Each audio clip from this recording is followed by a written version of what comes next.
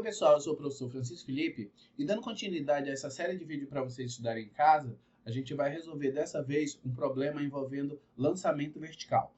Esse tipo de problema pode ser um objeto que eu lanço para cima, tá? Esse objeto ele vai subir na vertical, ou algum objeto que eu solto. Então eu tenho que ter como condição um objeto apenas se movendo na vertical. O problema que a gente vai resolver é esse, e nesse problema eu tenho que um corpo é atirado verticalmente para cima a partir do solo. Então imagina que essa mão aqui está no chão e aí a partir dela eu jogo um objeto para cima.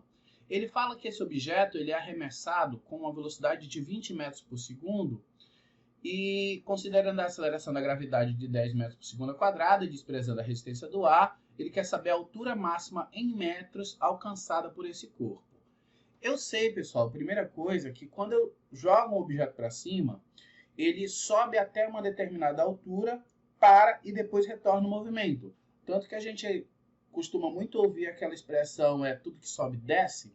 Por quê? Porque os objetos, quando eles são lançados para cima, eles atingem uma determinada altura antes de retornar. E eu quero saber qual foi a altura que ele chegou. Ou seja, essa minha altura H aqui. Para esse tipo de problema, eu tenho uma situação de movimento uniformemente variado, onde as expressões que eu utilizo são essas aqui. Ó. Eu posso utilizar a função horária do espaço, que é essa expressão aqui. Ela me permite calcular a posição do objeto num dado tempo, assim como essa outra função horária da velocidade me permite determinar a velocidade num dado tempo.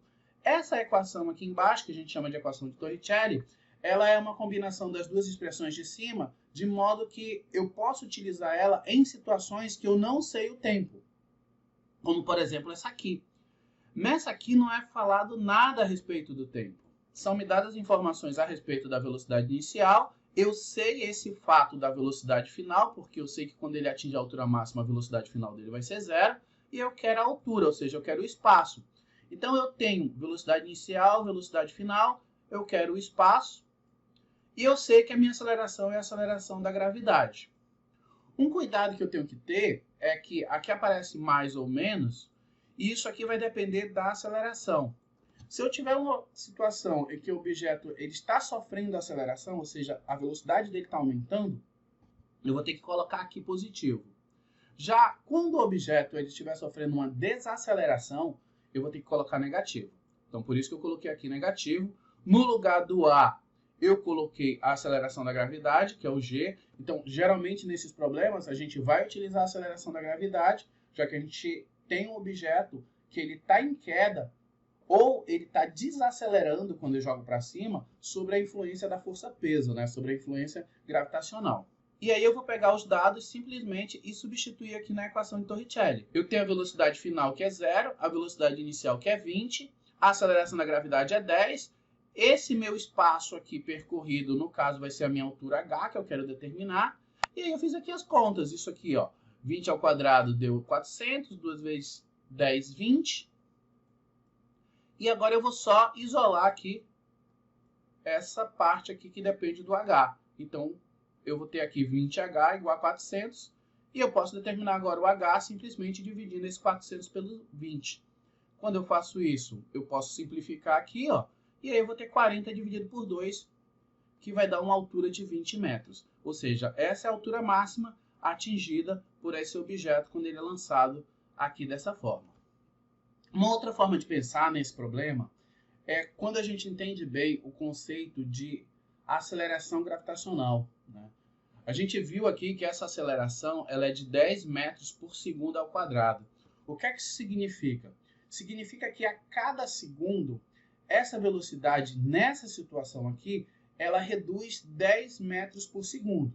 Então, vamos pensar assim. Se eu jogo esse objeto com uma velocidade de 20 metros por segundo, essa aceleração, que no caso aqui funciona como uma desaceleração, já que ele está subindo, ela vai fazer com que, 1 segundo depois, essa velocidade passe a ser 10. E 2 segundos depois, essa velocidade zere. Ou seja, a minha velocidade está, nesse caso, reduzindo 10 metros por segundo a cada segundo. Então, notem só, eu já sei que o tempo que ela leva para zerar a velocidade, desacelerando dessa forma, é 2 segundos. Eu poderia muito bem pegar a expressão aqui que me determina o espaço, dizer que o objeto partiu do zero, que a minha velocidade inicial é 20, e substituir aqui na minha expressão 2 segundos, ó, que é o tempo que leva para poder a velocidade zerar. Se eu fizer isso, eu posso até aqui, ó, pegar o 2 ao quadrado com esse 2 aqui de baixo e simplificar, eu vou ter 20 vezes 2, e aqui eu vou ter 10 vezes 2. Aqui vai dar 40 e aqui vai dar 20. Então eu vou ter 40 menos 20, que vai dar 20 metros. Notem que usando o conceito de que o objeto está desacelerando, nesse caso, 10 metros por segundo a cada segundo, a gente consegue ter uma estimativa do valor do tempo e calcular a posição também. Ou seja, eu tenho várias maneiras de resolver esse problema. Aqui eu resolvi pela equação de Torricelli e aqui eu resolvi usando o tempo que o objeto levou para poder a velocidade se tornar zero. Então a gente viu aqui que dá o mesmo resultado. Resposta é a letra B. Bem, pessoal, espero que tenha ajudado. Compartilhe com aquele colega que também está estudando. Valeu e até a próxima.